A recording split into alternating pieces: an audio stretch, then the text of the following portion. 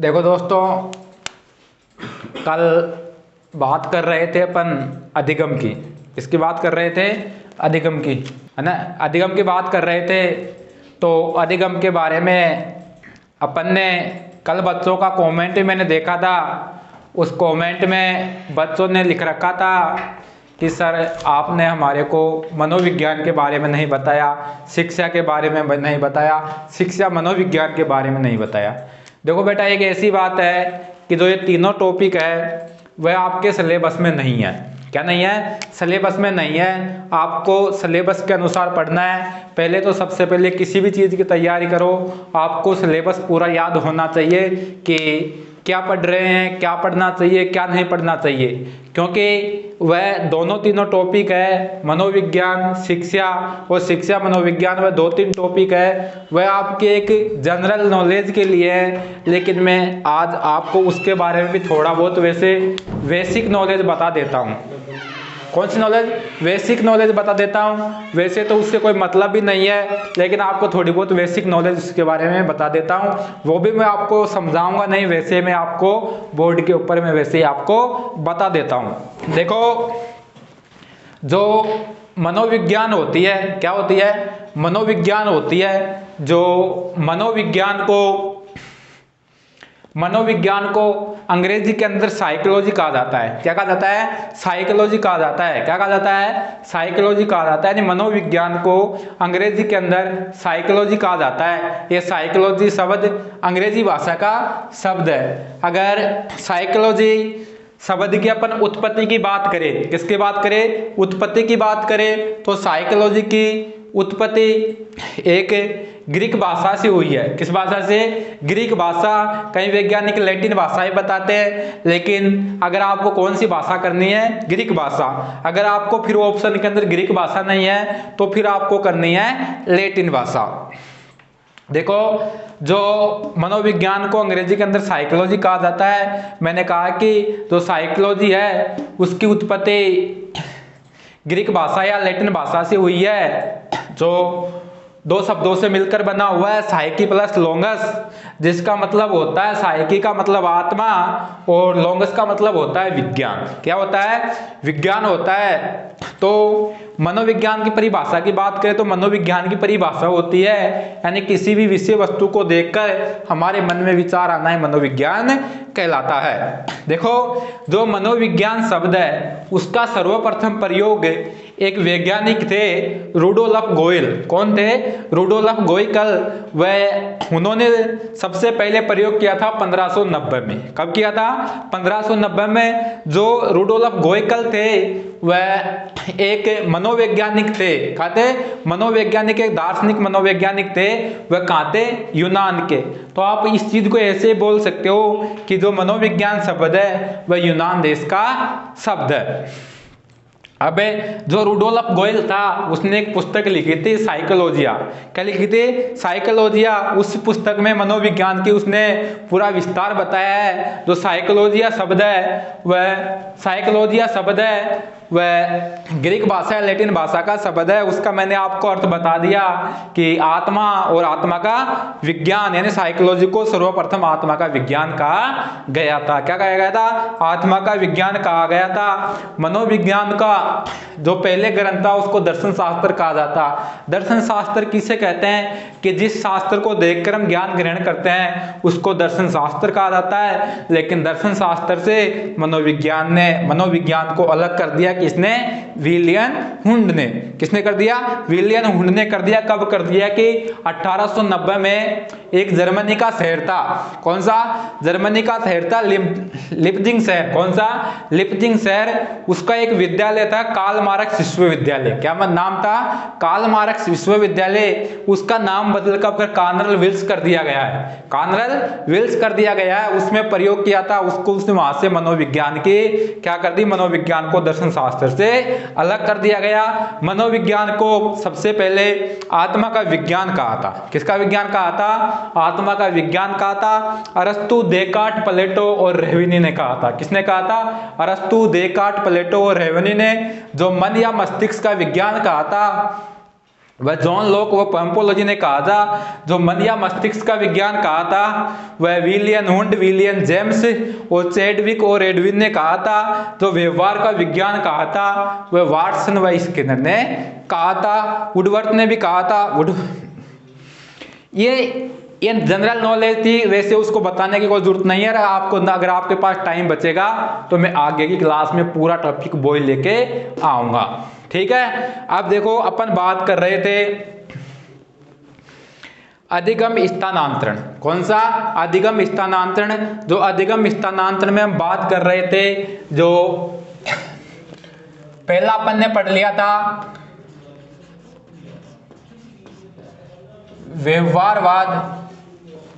व्यवहारवाद अधिगम स्थानांतरण, यानी व्यवहारवाद अधिगम स्थानांतरण। उसके बाद में दूसरा था संज्ञानात्मक। क्या था?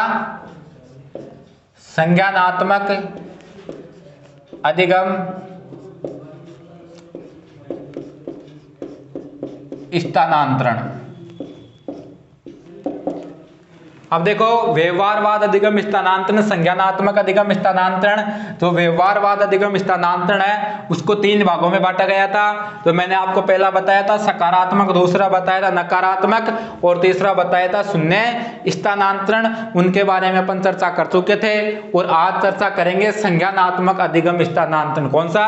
संज्ञानात्मक अधिगम स्थानांतरण। जो संज्ञानात्मक अधिगम स्थानांतरण है उसको 4 भागों में बांटा गया है। जो किस प्रकार बांटा गया है? जो पहला आता है उसका नाम है, जो पहला आता है उसका नाम है एक पक्षीय स्थानांतरण। क्या नाम है? एक पक्षीय स्थानांतरण। कौन सा? एक पक्षीय स्थानांतरण। एक पक्षीय स्थानांतरण। दूसरा होता है द्विपक्षीय स्थानांतरण। द्विपक्षीय स्थानांतरण। और जो तीसरा होता है उसको कहा जाता है ऊर्ध्व या लंबवत स्थानांतरण। और जो चौथा है उसका नाम है क्षैतिज स्थानांतरण। कौन सा? क्षैतिज स्थानांतरण। देखो अब इनके चारों की चर्चा करते हैं। पहला मैंने बताया एक पक्षीय स्थानांतरण। कौन सा बताया? एक पक्षीय स्थानांतरण। और दूसरा बताया द्विपक्षीय स्थानांतरण। और तीसरा बताया ऊर्ध्व या लंबवत स्थानांतरण। और चौथा बताया क्षैतिज स्थानांतरण। पहला मैंने कौन सा बताया? एक पक्षीय स्थानांतरण। दूसरा कौन सा बताया? द्विपक्षीय स्थानांतरण। और तीसरा कौन सा बताया? ऊर्ध्व या लंबवत स्थानांतरण। और चौथा बताया क्षैतिज स्थानांतरण। देखो जो संज्ञानात्मक स्थानांतरण है उसको 4 भागों में बांटा गया है। जो पहला होता है एक पक्षीय स्थानांतरण, और दूसरा होता है द्विपक्षीय स्थानांतरण, और तीसरा होता है ऊर्ध्व या लंबवत स्थानांतरण, और चौथा होता है क्षैतिज स्थानांतरण। अब देखो सबसे पहले अपन बात करेंगे एक पक्षीय स्थानांतरण। कौन सा? एक पक्षीय स्थानांतरण। देखो एक पक्षीय स्थानांतरण क्या होता है? एक पक्षीय स्थानांतरण। एक पक्षीय स्थानांतरण क्या होता है कि व्यक्ति के जीवन में, किसके जीवन में? व्यक्ति के जीवन में कुछ घटना घट जाने के कारण, व्यक्ति के जीवन में कुछ घटना घट जाने के कारण व्यक्ति के शरीर का या अंग का 2 अंगों में से, कितने अंगों में से? 2 अंगों में से एक अंग काम करना। दोनों अंगों में से कितना काम करना? एक अंग काम करना। जैसा दोनों अंगों में से एक अंग काम करना एक पक्षीय स्थानांतरण कहलाता है। यानी व्यक्ति के जीवन में कुछ घटना घट जाने के कारण शरीर के दो अंगों में से एक अंग कार्य करना। जैसे अपने पास दो हाथ है, क्या है, दो हाथ है, तो दोनों हाथों में से, यानी दोनों हाथों में से एक हाथ में चोट लग जाने से, क्या लग जाने से, चोट लग जाने से, अगर अपने मान लो इस हाथ में चोट लगी है, इस हाथ में चोट लगी है, तो इसी हाथ का कार्य किसी हाथ से करना, इस हाथ से करना, एक पक्षीय स्थानांतरण कहलाता है। क्योंकि उसके पास ऑप्शन तो कितने थे, दोनों, कितने थे, दोनों हाथ थे, लेकिन कुछ घटना हो जाने के कारण, क्या, कुछ घटना हो जाने के गुणा, कुछ आपदा आ जाने के कारण वह क्या कि दोनों हाथों में से उसका एक हाथ कार्य करता है, उसको एक पक्षीय स्थानांतरण कहा जाता है। जैसे देखा करो कि कई लोग होते हैं जो मोटरसाइकिल होती है, क्या होती है, मोटरसाइकिल होती है, जो एक्सीडेंट हो जाते हैं, क्या हो जाते हैं, एक्सीडेंट हो जाते हैं, तो उनके दोनों हाथों में से क्या है कि एक हाथ काम करने लग जाता है, क्या करने लग जाता है, एक, तो वो दोनों हाथों का काम एक हाथ से करता है, क्योंकि वो पहले दोनों हाथों से भी जो काम कर रहा था वह काम किस हाथ से करेगा, एक हाथ से ही करेगा, वह एक पक्षीय स्थानांतरण कहलाता है। क्या कहा मैंने, यानी व्यक्ति के जीवन में कुछ घटना घट जाने के कारण, यानी व्यक्ति के जीवन में कुछ घटना घट जाने के कारण, व्यक्ति के जीवन में कुछ घटना घट जाने के कारण दोनों हाथों में से एक हाथ कम काम करना एक पक्षीय स्थानांतरण कहलाता है। यानी ऐसे कह सकते हैं कि अगर व्यक्ति के पास मान लो ये दोनों हाथ है, क्या है, दोनों हाथ है, और दोनों हाथों में से एक हाथ क्या हो जाता है, कट जाता है या टूट जाता है, यानी क्या हो जाता है, कट जाता है, तो कट जाता है, तो दोनों हाथों का काम किस हाथ से करेगा, एक हाथ से करेगा, तो उसे क्या कहा जाता है, एक पक्षीय स्थानांतरण कहा जाता है। जैसे यानी बालक बालिकाओं को विद्यालय में, अगर उदाहरण के अंदर देखा जाए तो बालक बालिकाओं को एक पक्षीय स्थानांतरण में देख लो, एक पक्षीय स्थानांतरण में, यानी बालक बालिकाओं को विद्यालय में होमवर्क देने पर दोनों हाथों से काम न करने पर एक हाथ से काम करना एक पक्षीय स्थानांतरण कहलाता है। इसके बाद में द्विपक्षीय स्थानांतरण की बात करते हैं। द्विपक्षीय स्थानांतरण की करते हैं कि व्यक्ति के दोनों अंगों, यानी दोनों शरीर के हाथों के दोनों हाथ काम करने पर, किसी हाथ करने पर, दोनों हाथ काम करने पर अपनी इच्छा के अनुसार अपनी विद्यालय का होमवर्क या गृह कार्य कभी दाएं हाथ से करना, कभी बाएं हाथ से करना द्विपक्षीय स्थानांतरण कहलाता है। यानी किसी एक बालक है, उसको विद्यालय में होमवर्क दिया गया है, और वो विद्यालय में होमवर्क दिया गया है, उसके पास दोनों हाथ है, जब उसका एक दायां हाथ दर्द करता है तो बाएं हाथ से लिख लेता है, और जब बायां हाथ दर्द करता है तो दाएं हाथ से लिख लेता है, उसको कौन सा कहा जाता है, द्विपक्षीय स्थानांतरण कहा जाता है। अब पढ़ते हैं ऊर्ध्व या लंबवत स्थानांतरण। देखो ऊर्ध्व या लंबवत स्थानांतरण क्या होता है कि निम्न स्तर पर, कौन से स्तर पर, निम्न स्तर पर सीखा हुआ ज्ञान, कौन से स्तर पर, यानी निम्न स्तर पर सीखा हुआ ज्ञान का उच्च स्तर पर व्याख्या करवाना। क्या वाक्य करवाना, यानी निम्न स्तर पर सीखा हुआ ज्ञान की उच्च स्तर पर व्याख्या करवाना। जैसे सातवीं के, कौन से बालक से, सातवीं के बालक से 10वीं का पेपर हल करवाना, यानी 7वीं का बालक है, कौन सी क्लास का बालक है, 7वीं का बालक है, उससे कौन सा पेपर हल करवा रहे हैं, 10वीं का पेपर हल करवा रहे हैं, उसे ऊर्ध्व या लंबवत स्थानांतरण कहा जाता है। यानी 7वीं के बालक से 10वीं का पेपर हल करवाना ऊर्ध्व या लंबवत स्थानांतरण कहलाता है। यानी 5 वर्ष के बच्चे से, कितने वर्ष से, 5 वर्ष के बच्चे से 10 किलो 5 वर्ष के बच्चे से 10 किलो वजन उठवाना, यानी 5 वर्ष के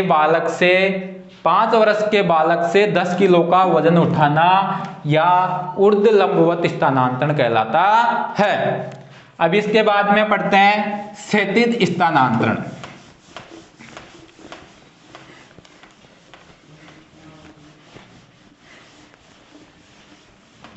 एक परिभाषा में लिख सकते हैं कि एक भाषा का ज्ञान, कौन सी भाषा का? एक भाषा का ज्ञान दूसरी भाषा, एक भाषा का ज्ञान दूसरी भाषा को सीखने में क्या करता है? सीखने में या समझने में, सीखने में या समझने में क्या करता है? क्या यानी एक भाषा का दूसरी भाषा का सीखने या समझने में तरीका क्या करता है? तरीका आसान करना, तरीका आसान करना, तरीका आसान करना एक क्षैतिज स्थानांतरण कहलाता है। जैसे हिंदी पढ़कर भूगोल पढ़ना, साइकोलॉजी पढ़ना, कौन सी सब्जेक्ट पढ़ना, यानी एक भाषा का सीखा हुआ दूसरी भाषा सीखने में आसान प्रधानता करता है, उसको क्षैतिज स्थानांतरण कहा जाता है। देखो अपन ने जो पहले पढ़ लिया था कि अधिगम का स्थानांतरण, जो अधिगम का स्थानांतरण मैंने 2 भागों में बताया था। पहला बताया था व्यवहारवाद स्थानांतरण अधिगम, दूसरा बताया था मैंने संज्ञानात्मक स्थानांतरण अधिगम। जो व्यवहारवाद स्थानांतरण अधिगम बताया था उसके अंदर मैंने 3 भेद बताए थे। पहला भेद था सकारात्मक, दूसरा था नकारात्मक और तीसरा था शून्य स्थानांतरण। और जो उसके बाद में जो बताया था, कौन सा बताया था? उसके बाद में संज्ञानात्मक के बाद में जो संज्ञानात्मक के मैंने 4 भेद बताए। जो पहला बताया एक पक्षीय स्थानांतरण, और दूसरा बताया द्विपक्षीय स्थानांतरण, और तीसरा बताया ऊर्ध्व लंबवत स्थानांतरण, और चौथा बताया क्षैतिज स्थानांतरण। अब आप इसको ऐसे करो, एक बार इसको लिख लो, जितना बताया उसको लिख लो। मैं आपको लिखवा देता हूं। जो मैंने आपको लिखवाया था वो व्यवहारवाद तक तो मैंने कल लिखवा दिया था, वो जो संज्ञानात्मक का लिखवा रहा हूं वो आज लिखवाता हूं। लिख लो, संज्ञानात्मक अधिगम स्थानांतरण को 4 भागों में बांटा गया है। कितने भागों में बांटा गया है? 4 भागों में बांटा गया है। तो पहला लिख लो एक पक्षीय स्थानांतरण, दूसरा लिख लो द्विपक्षीय स्थानांतरण, तीसरा लिख लो ऊर्ध्व लंबवत स्थानांतरण, चौथा लिख लो क्षैतिज स्थानांतरण, यानी चारों के नाम लिख लो। जब तक मैं पानी पी लेता हूं।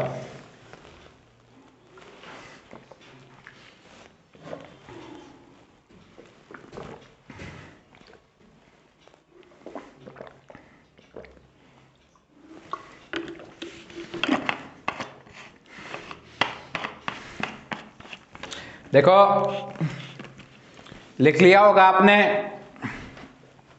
कि संज्ञानात्मक अधिगम स्थानांतरण को 4 भागों में बांटा गया है। जो सबसे पहला एक पक्षीय स्थानांतरण, दूसरा होता है द्विपक्षीय स्थानांतरण, तीसरा होता है लंबवत स्थानांतरण, और चौथा होता है क्षैतिज स्थानांतरण। चारों को लिख लो, और चारों को लिख के सबसे पहला टॉपिक डाल लो एक पक्षीय स्थानांतरण। एक पक्षीय स्थानांतरण।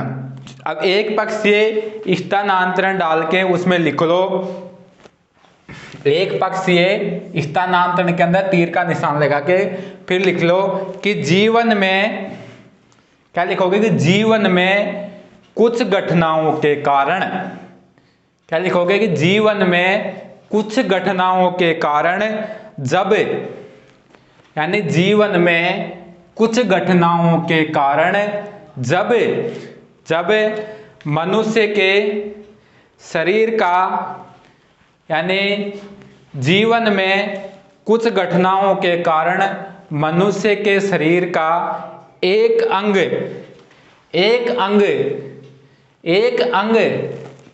में प्रयोग करना, एक अंग में प्रयोग करना एक पक्षीय स्थानांतरण कहलाता है। यानी जीवन में कुछ घटना घट जाने के कारण व्यक्ति के शरीर का एक अंग प्रयोग करना एक पक्षीय स्थानांतरण कहलाता है। एक बार वापस सुन लो कि जीवन में कुछ घटना हो जाने के कारण जब मनुष्य के शरीर का एक अंग क्या करता है, एक अंग कार्य करना क्या कहलाता है, एक पक्षीय स्थानांतरण कहलाता है। जैसे लिख लो, उदाहरण डाल के लिख लो, जैसे हम लिख लो बालक बालिकाओं के द्वारा, यानी बालक नहीं, ऐसे लिखो बालक बालिकाओं को विद्यालय के अंदर, यानी बालक बालिकाओं को विद्यालय के अंदर, यानी बालक बालिकाओं को विद्यालय के अंदर होमवर्क या गृह कार्य देने पर, यानी होमवर्क या गृह कार्य देने पर बालक के द्वारा दोनों हाथों का कार्य एक हाथ से करना, यानी बालक बालिकाओं को विद्यालय में होमवर्क या गृह कार्य देने पर बालक के द्वारा दोनों हाथों का कार्य एक हाथ से करना एक पक्षीय स्थानांतरण कहलाता है। लिख लिया आपने। अब उसके बाद में लिखो द्विपक्षीय स्थानांतरण। कौन सा लिखोगे? द्विपक्षीय स्थानांतरण। अब द्विपक्षीय स्थानांतरण में वही बात है, उसकी जगह वही एक हाथ से कार्य कर रहा था और यहाँ कहाँ करेगा, दोनों हाथ से कार्य करेगा। तो इसमें लिख लो कि बालक बालिकाओं के द्वारा, किसके द्वारा?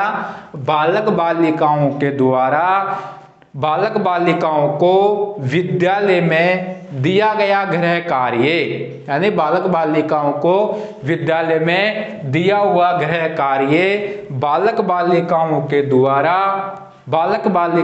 द्वारा अपनी इच्छा के अनुसार, अपने इच्छाओं के अनुसार कभी दाएं हाथ से लिखना और कभी बाएं हाथ से लिखना द्विपक्षीय स्थानांतरण कहलाता है। क्या कहलाता है? द्विपक्षीय स्थानांतरण कहलाता है। अब पढ़ते हैं ऊर्ध्व या लंबवत स्थानांतरण।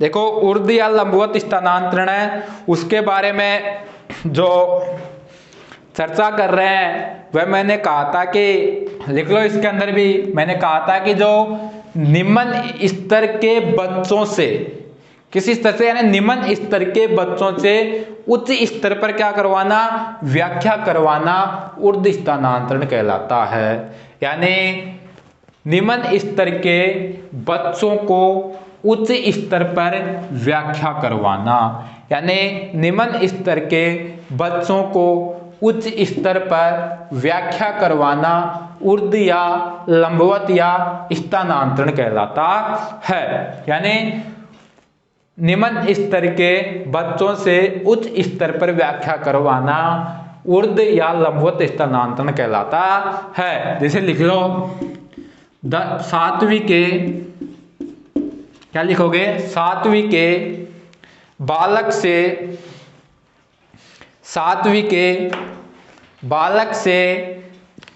10वीं का पेपर हल करवाना। क्या लिखोगे कि 7वीं के बालक से 10वीं का पेपर हल करवाना ऊर्ध्व लंबवत स्थानांतरण कहलाता है। एक और लिख लो इसके अंदर, एक और लिख लो, लिख लो उदाहरण दूसरा नंबर, 5 वर्ष के बालक से, कौन से बालक से? 5 वर्ष के बालक से 10 किलो का वजन उठवाना, यानी 5 वर्ष का जो बालक है उससे कितना वजन उठवाया जा रहा है? 10 किलो का उठवाया जा रहा है। ये कोई संभव कार्य है क्या? ये संभव कार्य नहीं है, क्योंकि जो बालक, ये पहले लिखवाया था कि 7वीं के बालक से 10वीं का पेपर करवाना, यानी जिस बच्चे को 7वीं का पेपर है नहीं आता है, वह 10वीं का पेपर हल नहीं कर सकता है। जिस बच्चे को साइकिल चलाना नहीं आता, वह मोटरसाइकिल कैसे चलाएगा? उसको ऊर्ध्व स्थानांतरण कहा जाता है। अब लिख लो क्षैतिज स्थानांतरण की परिभाषा। क्षैतिज स्थानांतरण की परिभाषा, तो क्षैतिज स्थानांतरण की जो परिभाषा पढ़ेंगे वह इस प्रकार है कि जब, लिख लो, जब किसी परिस्थिति में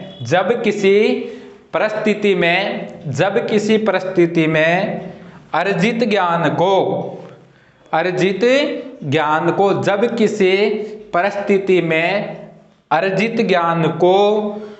दूसरी विषय वस्तु को या दूसरी भाषा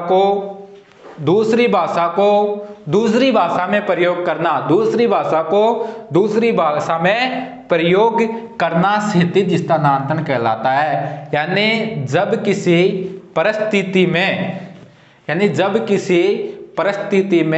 अर्जित ज्ञान को एक भाषा से दूसरी भाषा में स्थानांतरण करना क्षैतिज स्थानांतरण कहलाता है। लिख लिया होगा शायद सबने। अब इसके बारे में आगे चर्चा करते हैं। देखो, अपन ने जो टॉपिक पढ़े हुए हैं वह मैंने आपको अच्छी तरह बता दिए हैं। इनमें से आपके एक भी क्वेश्चन गलत नहीं होना चाहिए। देखो, आप पढ़ेंगे अधिगम वक्र। क्या पढ़ेंगे? अधिगम वक्र। अधिगम के वक्र पता है कितने होते हैं? अधिगम के वक्र बता सकता है कोई बंदा कि अधिगम के वक्र कितने होते हैं? अगर बता सकते हो तो लिखो कमेंट के अंदर कितने होते हैं, जल्दी से जल्दी बता दोगे? देखो, जो अधिगम के जो वक्र होते हैं वह 4 होते हैं। कितने होते हैं? 4। एक क्वेश्चन पूछता हूं मैं आपको, वो भी बता दो कि जो अधिगम वक्र है उस शब्द का सबसे पहले प्रयोग किसने किया था? देखो, क्या कहा मैंने? जो अधिगम वक्र है उस शब्द का सबसे पहले प्रयोग किसने किया था? अब पढ़ेंगे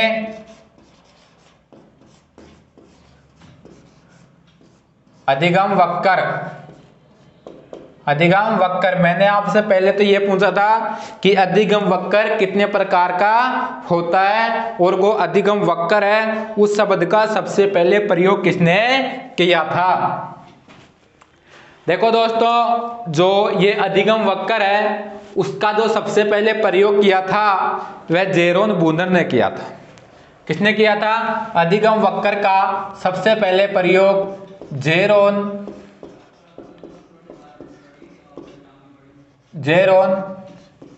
ब्रूनर ने किया था। किसने किया था? जेरोन ब्रूनर ने किया था। यानी अधिगम वक्र का सबसे पहले प्रयोग जेरोन ब्रूनर ने किया था, जो जेरोन ब्रूनर को निष्पत्ति संप्रदाय का जनक भी माना जाता है। कौन सा? निष्पत्ति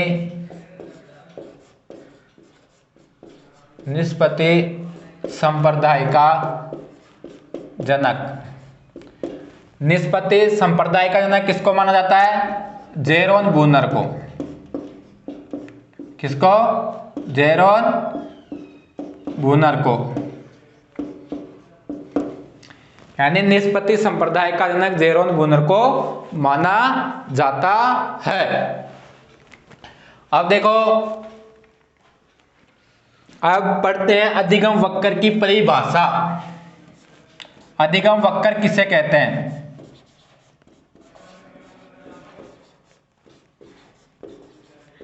अधिगम वक्र देखो, अधिगम वक्र की परिभाषा होती है कि बालक बालिकाओं के द्वारा, किसके द्वारा? बालक बालिकाओं के द्वारा, किसके द्वारा? बालक बालिकाओं के द्वारा, किसके द्वारा? बालक बालिकाओं के द्वारा, बालक बालिकाओं के द्वारा अनुभव एवं माध्यम के उपरांत, यानी बालक बालिकाओं के द्वारा अनुभव एवं प्रयास, अनुभव भी लिख सकते हो, प्रयास भी लिख सकते हो, यानी बालक बालिकाओं के द्वारा अनुभव एवं प्रयास के उपरांत विषय वस्तु की मात्रा का, क्या?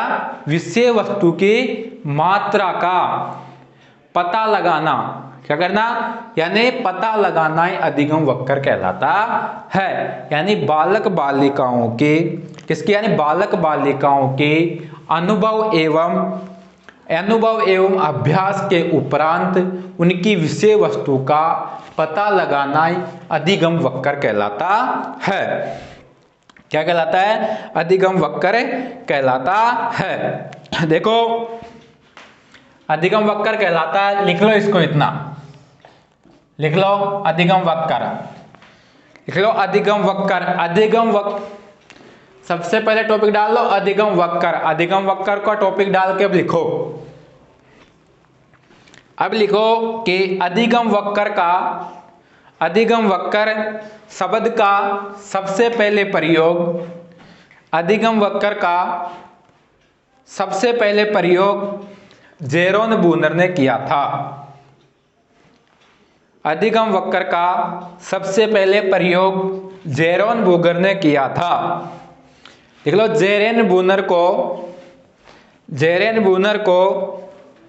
निष्पत्ति, जेरेन ब्रूनर को निष्पत्ति संप्रदाय का जनक माना जाता है। किसको? जेरोन ब्रूनर को। क्वेश्चन आ सकता है कि निष्पत्ति संप्रदाय का जनक किसको माना जाता है? जेरोन ब्रूनर को माना जाता है। सबसे पहले अधिगम वक्र का प्रयोग किसने किया था? जेरोन ब्रूनर ने। और जेरोन ब्रूनर को क्या कहा जाता है? निष्पत्ति संप्रदाय का जनक कहा जाता है। पूछा जा सकता है कि अधिगम वक्र किसे कहते हैं? अधिगम वक्र की अब लिख लो आप परिभाषा, अधिगम वक्र की लिखो परिभाषा, अधिगम की वक्र की परिभाषा लिखो, यानी बालक बालिकाओं के द्वारा, यानी बालक बालिकाओं के द्वारा अनुभव एवं, यानी बालक बालिकाओं के द्वारा, बालक बालिकाओं के द्वारा अनुभव एवं अभ्यास के उपरांत, यानी बालक बालिकाओं के द्वारा अनुभव एवं अभ्यास के उपरांत, अभ्यास के उपरांत उनके विषय वस्तु का या विषय वस्तु की मात्रा का, या विषय वस्तु की मात्रा का पता लगाना अधिगम वक्र कहलाता है। क्या कहलाता है? अधिगम वक्र कहलाता है। यानी क्या बोली मैंने परिभाषा? यानी बालक बालिकाओं के द्वारा अनुभव एवं अभ्यास के उपरांत अपनी विषय वस्तु को, या अपनी विषय वस्तु से, अपने विषय वस्तु को किसके उपरांत, यानी उनकी मात्राओं को, जो उनकी विषय वस्तु है उनकी मात्राओं का पता लगाना ही अधिगम वक्र कहलाता है।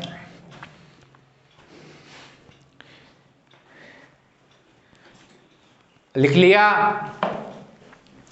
अब देखो, क्योंकि आज थोड़ी जल्दी में होने के कारण अपने सर भी आए हुए हैं दूसरे, वो आपके अगली क्लास लेंगे, इस कारण से जो आपको मैंने बताया थोड़ा बहुत उसके बारे में आप चर्चा करते हैं वापस, और आज की क्लास को यहाँ ही विराम देते हैं। और अधिगम वक्र कितने प्रकार का होता है? 4 प्रकार का।